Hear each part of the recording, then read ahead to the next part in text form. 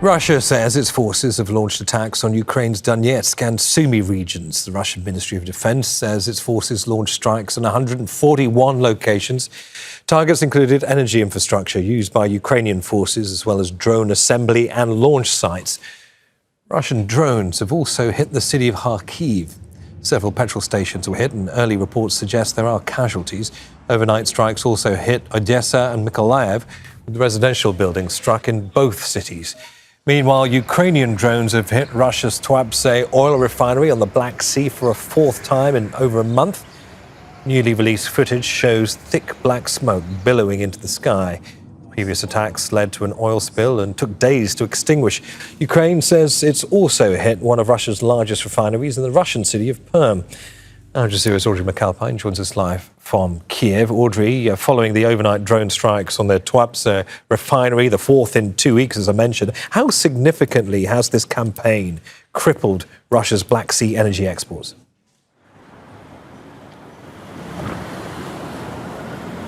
Well, Neve, this is pressure, but it's not necessarily paralysis. Ukraine is hitting a critical export node that is taking these refineries offline, but on its own, it hasn't yet crippled Russia's Black Sea exports. If we take a closer look at the Tuapse oil refinery, it's one of the top 10 largest in Russia. It produces around 12 million tons of crude oil per year. And these latest strikes on Ukraine, or rather the ones from this past 2 weeks, as you mentioned, have taken out around 24 storage tanks of a total of 47. So that's around 50% of the Tuapse's storage tanks. And this is part of a larger trend from Ukraine in hitting Russia's oil refinery capabilities. In March, this campaign began hitting refineries up on the Baltic Sea.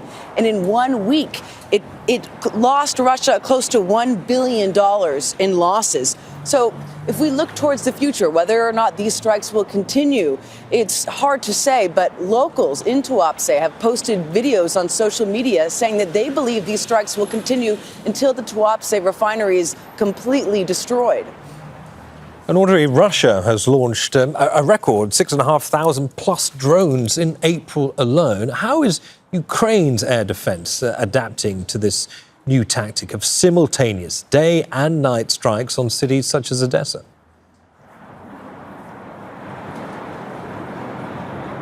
Well, these day and night strikes are intended to really overwhelm Ukraine's air defenses. That's their whole purpose.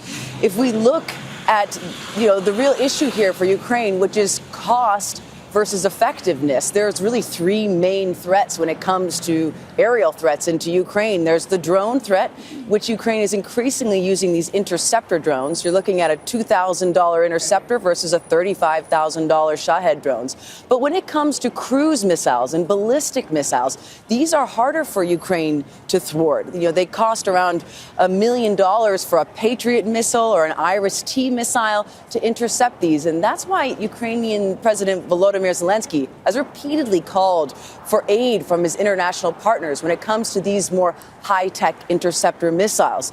If we look over the last 4 years, for example, Ukraine has been provided around 600 of these high-tech Patriot missiles versus, if you look towards America and its allies, in the first few days of the Iran war, for example, it used over 800, which I think speaks to just the critically low levels Ukraine has of these Patriot missiles. Audrey, many thanks for that. Al Jazeera's Audrey MacAlpine in Kiev.